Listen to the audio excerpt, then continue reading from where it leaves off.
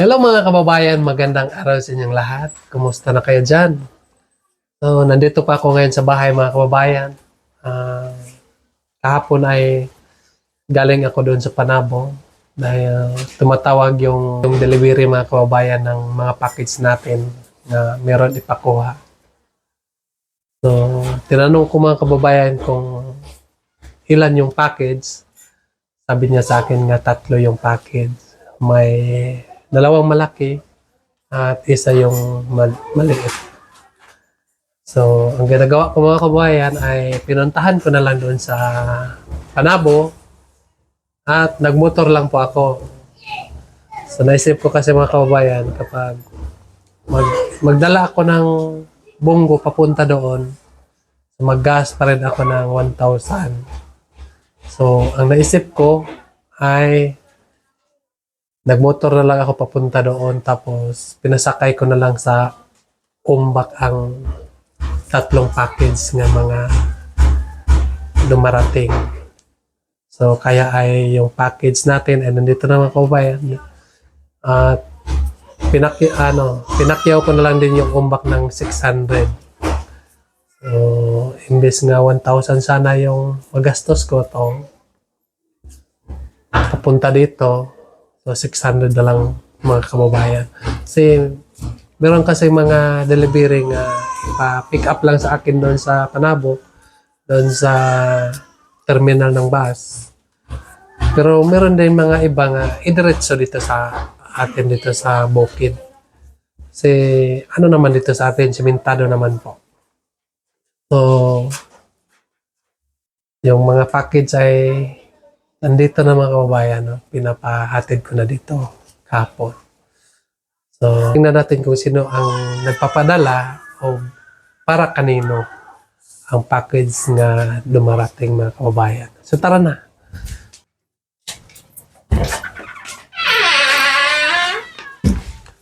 So, ito yung mga package natin mga kababayan nga kinuha natin kahapon doon sa Panabo. So, may bulilit isa at may malaki at dito pa sa kabila mga kababayan. So, ang bibigat mga kababayan ng mga package na ito. So, ito ay basahin natin kung sinong nagpapadala. So, galing ito kay Ma'am Lia mga kababayan. So, maraming salamat po. So, ito, di ba ito yung sponsor ni Nere. So, maraming salamat po, tita, no?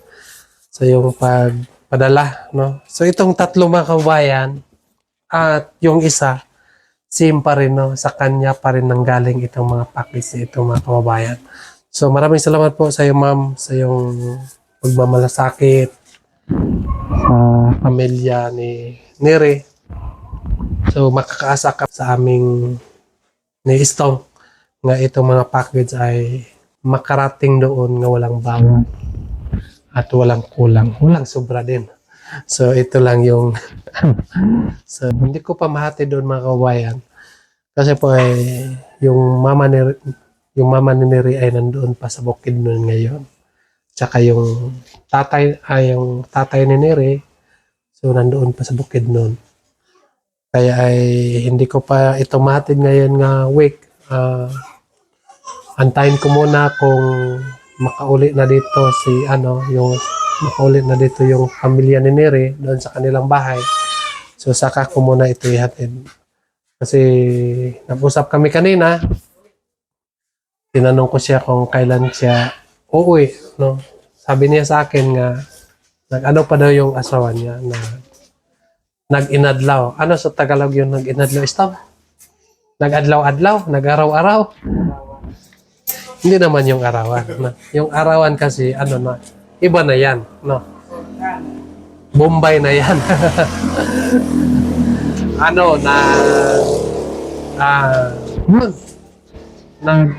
Nagtrabaho doon sa Bukidnon para daw meron daw silang madala pag-uli. Kasi yung mama ni Rima kababayan ay sabi niya sa akin nga hindi pa talaga maayos yung kanyang pakiramdam. Simula nung nakunan siya. So, kaya ay nagpunta talaga siya doon sa doon sa bukid noon para doon sa ospital para maayos yung kanyang pakiramdam. So ngayon mga kababayan ay sa awa ng Panginoon, so ayos na daw yung mama ni Neri ngayon mga kababayan. At saka papasalamatan ko din mga kababayan si Ma'am Roth sa kanyang pagmamalasakit, pagtulong sa pamilya ni Neri. No? Maraming salamat po sa iyo, Ma'am. Kasi hindi lang si Neri yung tinulungan mo, pati na rin yung kapamilya, no? Mga magulang ni Neri. Hindi ka, kapag meron silang mga problema, so nandyan ka palagi, laging nag-subaybay sa kanila, laging nag-tulong, no? So maraming salamat po sa mga tulong mo sa kanya. So, sana po ay pagdasal natin ang pamilya ni Neri na gabayan sila ng Panginoon, no?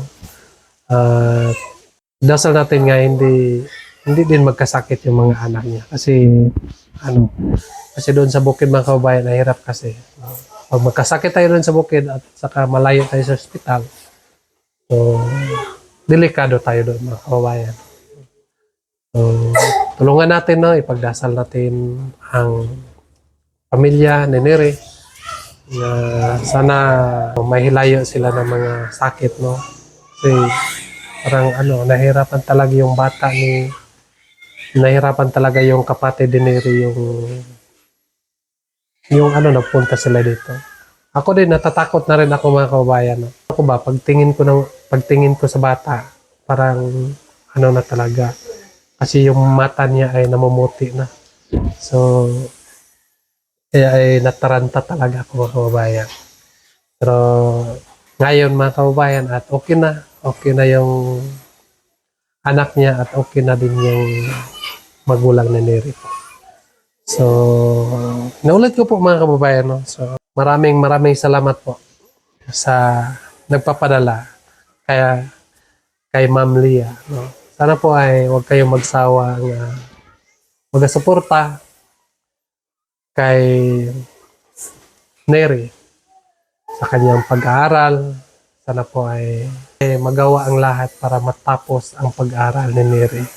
Para po ay makatulong din siya sa kanyang sarili at sa kanyang mga magulang, mga kababayan. So, maraming salamat po. No? Ako ay nagpapasalamat talaga sa inyo. Dahil po ay si Neri ay isa ding katutubo. No? At relative lang din namin mga kababayan, si Neri. Kasi ako ay walang sawang magpapasalamat po sa inyo sa pagtulong sa bata na mag-aral. At pati na rin si Tita Pibilab mga kababayan. Maraming salamat po sa iyo, Tita, sa iyong mabuting kalooban na handang tumulong sa mga katutubong kursunada nga mag-eskwela. Sana po ay huwag kayong magsawa, no?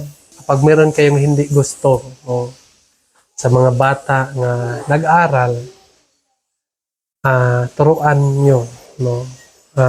Huwag kayong no? Turuan talaga kapag meron hindi gusto. At saka payo ko naman din sa mga estudyante natin, nila Badiday, no? Nila ni Irene, at saka si Elna, no? So, sana po ay magtiyaga-tiyaga naman po kayo dyan, no? Kapag makatapos na kayo sa inyong mga assignment, no? At ang gawain ng bahay ay sana po ay marunong din kayo, no? Kapag meron mga dapat gawain sa bahay, kailangan trabahuin nyo din para yung magtulong sa inyo tulad ni Tita Pibilab, no? So kahit ganun lang yung nyo, no? Ipakita niyo sa kanya. So masaya na rin si Tita Pibilab kapag makita kayo nga matyaga, no? Mabait, at higit sa lahat nga sana po ay katapos kayo sa inyong pag-aaral. At nagpapasalamat din ako kay Tito Helms. Sana po ay huwag kayo magsawa, no? turuan yung mga bata. Sila si Mylene. Silang apat, no? Huwag kayong magsawa na magturo sa kanila para makatapos yung mga bata. Dahil po ay yung pag-aral nila ay hindi naman yan para sa atin. Tayo ay nagtulong lang tayo para makatapos sila. Para man lang ay meron silang kinabukasan. No? Lalo na sila ay mga babae. No? Kapag makaasawa lang sila ng tulad din, no? Walang natapos at walang trabaho. No? Siguradong mahihirapan talaga. No? At higit sa lahat, mga kababayan, papasalamatan natin ng buong puso si Sir Paul dahil po ay siya talaga ang ginamit ng Panginoon para matulungan kaming lahat. Dahil po mga kababayan, no? Kasi po ay kapag wala si Sir Paul ay wala din kami. No? Dahil siya po ang ginamit ng Panginoon, no? Para may matulungan nga tao na talagang nangangailangan ng tulong. So isa na rin ako doon mga kababayan. No? Dahil po ako nung una ay sobrang hirap. No? Hirap yung buhay, araw at ulan. No? Nandun ako sa bukid. Dala-dala ko yung sinso ko mga kababayan. Grabe. No? Simula nga nagkita na kami ni Sir Paul mga kababayan,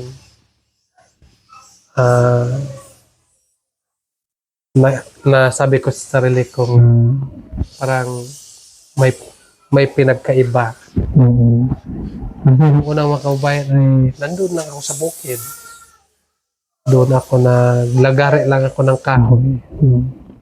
So ngayon mga kababayan ay may pinagbago na ng hanap buhay noon at sa ngayon. So sana po mga kababayan na lagi natin ipagdadasal ang buong PB team. Sana po ay may pagpatuloy ang paglalakbay dito sa kabundukan. So yun lang po mga kababayan. No? So maraming salamat sa inyong lahat nga walang sawang nagasubaybay ng aming YouTube. At sana po ay huwag kayong magsawa nga magasubaybay sa amin para may pagpatuloy namin ang aming kaganapan dito sa mga kabundukan. At saka maraming salamat din sa lahat ng mga subscriber namin na walang sawang nagapanood sa aming mga video. No? Ang maiganti ko lang sa inyo mga kababayan ay pagdadasal lang po. Alam niyo mga kababayan ay lagi din ako nagdadasal para sa inyo. Dahil po mga kababayan, kapag wala kayo ay wala na din kami mga kababayan. Hindi namin may pagpatuloy ang aming paglalakbay, ang aming pagmimisyon dito sa Kabukiran. Yun lang po. No? Maraming salamat po. God bless you. Bye-bye.